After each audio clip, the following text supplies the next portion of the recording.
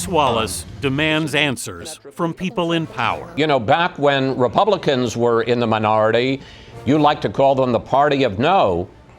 Today, aren't you? For more than 50 years, the Emmy Award-winning journalist has asked the tough questions. His career includes long tenures at NBC, ABC, and since 2003, Fox News, where he's become one of the cable channel's brightest stars. You go for Secretary Clinton. Fortune magazine declared Wallace the winner of the final presidential debate last year, and his performance as moderator of a rancorous debate received bipartisan praise. Putin has outsmarted her in Syria. He's outsmarted her every step of the way. I do get to ask some questions. Yes, that's And I would fine. like to ask you this direct question. The top national security officials of this country do believe that Russia has been behind these hacks. Even if you don't know for sure whether they are, do you condemn any interference by Russia in the American election? By Russia or anybody else. NBC News presents Meet the Press. Wallace is the only person to host two different Sunday morning talk shows, Meet the Press and Fox News Sunday, where he goes toe-to-toe with the best of them. There's no right to privacy in the Constitution, no generalized right to privacy. Well, in the Griswold case, the court said there was. Indeed it did, and that was wrong. Donald Trump, after winning the presidential election, gave his first interview to Wallace. According to the Washington Post, the CIA has concluded that Russia intervened in the election to help you win the presidency. Your reaction? I think it's ridiculous. He also doggedly pursued an interview with Barack Obama, who avoided Fox News during his presidency. 6 weeks ago, we started something called the Obama Watch. The former president finally agreed to sit down with Wallace last year. Mr. President, welcome back to Fox News Sunday. It's great to be with you. It's been a while. Better late than never. Wallace sought assurances that the president would not interfere with the investigation into Hillary Clinton's emails. Can you direct the Justice Department to say Hillary Clinton will be treated as the evidence goes, she will not be in any way protected? I can guarantee that. And I can guarantee that not because I give Attorney General Lynch a directive. That is institutionally how we have always operated.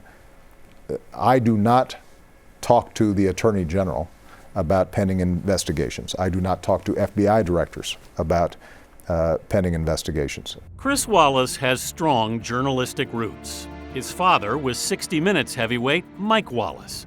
But it was his stepfather, former CBS News president Bill Leonard, who introduced Wallace to political journalism, making him an assistant to Walter Cronkite at the 1964 Republican Presidential Convention. Wallace first reported on air while working at the student radio station at Harvard. He was detained by Cambridge police while covering the student occupation of University Hall. This is Chris Wallace, WHRB News, reporting from Middlesex County Jail in custody. After graduating, he took a job with ICFJ founder Tom Winship at the Boston Globe, but decided to move to television after seeing TV's impact during the 1972 political convention. Proudly accept your nomination for President of the United States. He started at NBC News in 1978, covering politics in Washington, D.C. 4 years later, he became the Washington co-anchor of The Today Show, as well as chief White House correspondent. You said that U.S. had nothing to do with Israeli arms shipments to Iran when you knew that that was not true. Why did you say that? Wallace became an anchor of the Sunday edition of NBC Nightly News. Congress begins its hearings into the Iran-Contra scandal on Tuesday. And moderator of Meet the Press in 1987. He jumped to ABC News in 1989, becoming a senior correspondent on Primetime Thursday. Auslander Raus, Foreigners Out, is the new Nazi battle cry. Where he honed his investigative skills with stories like this one about the rise of neo-Nazis in Germany and the U.S. You don't shrink from being called a Nazi, do you? No. You're proud of it? I'm proud of it, of course, yes. During the Gulf War, Wallace reported from Israel. Now been officially confirmed that there was a missile attack hit very much in the center of Tel Aviv. After 14 years at ABC, Wallace moved to Fox News to host Fox News Sunday.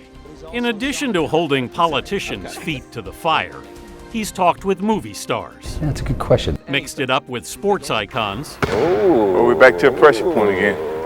Please don't let him win. And even interviewed his own father. And you don't retire because? It is not work what I do. I love what I do. When I get up in the morning and I think, I am going to have the opportunity to. I wasn't that happy about waking up this morning. I felt the same way. Like his father, he shows no signs of slowing down. Wallace keeps demanding answers. And the president's values? The president speaks for himself, Chris. And when President Trump attacked the press, Chris Wallace fought back. And I don't think it matters whether it's the president is singling out the organization that you represent or the other organizations. It's wrong. I mean, we can take criticism, but to say that we're the enemy of the American people, I think really crosses an important line.